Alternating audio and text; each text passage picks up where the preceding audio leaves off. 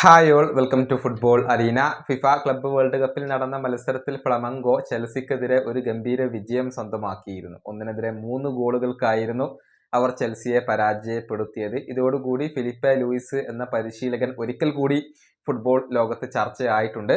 നമുക്കറിയാം, ഈയിടെയായിരുന്നു അദ്ദേഹം ഫുട്ബോളിൽ നിന്നും വിരമിക്കൽ പ്രഖ്യാപിച്ചത്. പിന്നീട് ഫ്ലമംഗോയുടെ പരിശീലകനായിക്കൊണ്ട് എത്തുന്നു.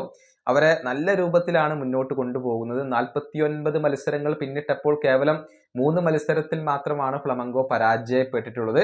ഇതിനോടകം തന്നെ 3 കിരീടങ്ങൾ ഫ്ലമംഗോക്ക് നേടിക്കൊടുക്കാൻ ലൂയിസിന് സാധിക്കുകയും ചെയ്തിരുന്നു. ഏതായാലും പ്രമുഖ സ്പാനിഷ് മാധ്യമമായ മുണ്ടോ ഡിപ്പോർട്ടീവോ ഇതുമായി ബന്ധപ്പെട്ട ഒരു റിപ്പോർട്ട് പുറത്തേക്ക് വന്നിട്ടുണ്ട്.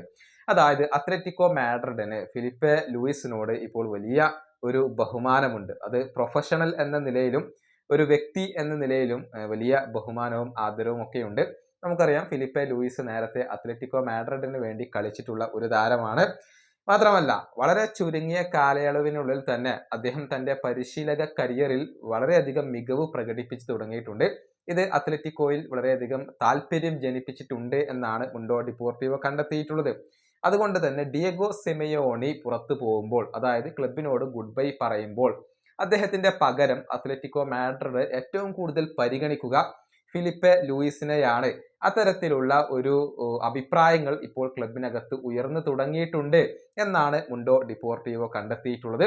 അതായത് ഒരു പരിശീലകൻ എന്ന നിലയിൽ ചെറിയ കാലയളവിനുള്ളിൽ തന്നെ അത്ലറ്റിക്കോയുടെ പ്രീതി പിടിച്ചു പറ്റാൻ ഇപ്പോൾ ഫിലിപ്പെ ലൂയിസിന് കഴിഞ്ഞിട്ടുണ്ട്. അതുകൊണ്ട് തന്നെ ഡിയഗോ സിമിയോണി എന്നാണോ ക്ലബ്ബ് വിടുന്നത്, അദ്ദേഹത്തിന്റെ പകരമായി കൊണ്ട് ഫിലിപ്പെ ലൂയിസിനെ അത്ലറ്റിക്കോ മാഡ്രിഡ് പരിഗണിക്കും എന്നാണ് ഇപ്പോൾ റിപ്പോർട്ടുകൾ എല്ലാം ചൂണ്ടിക്കാണിക്കുന്നത്. അതേസമയം ബ്രസീലിയൻ ദേശീയ ടീമിന് താല്പര്യമുള്ള ഒരു പരിശീലകനാണ് ഫിലിപ്പെ ലൂയിസ്. കാർലോ ആഞ്ചലോട്ടി വരുന്നതിന് മുൻപ് ഫിലിപ്പെ ലൂയിസിനെ അവർ സമീപിച്ചിരുന്നു. പക്ഷേ ലൂയിസ് അന്ന് നിരസിക്കുകയാണ് ചെയ്തിട്ടുള്ളത്. ഏതായാലും ഭാവിയിൽ ലൂയിസ് ബ്രസീലിന്റെ പരിശീലകനാവാൻ സാധ്യതയുണ്ട്. അതുപോലെ തന്നെ അത്ലറ്റിക്കോ മാഡ്രിഡും അദ്ദേഹത്തെ ഭാവിയിൽ പരിഗണിച്ചേക്കാം എന്നാണ് ഇപ്പോൾ റിപ്പോർട്ടുകൾ ചൂണ്ടിക്കാണിക്കുന്നത്. ഈ വീഡിയോ അവസാനിപ്പിക്കുന്നു. അടുത്ത വീഡിയോയുമായി വീണ്ടും കാണാം.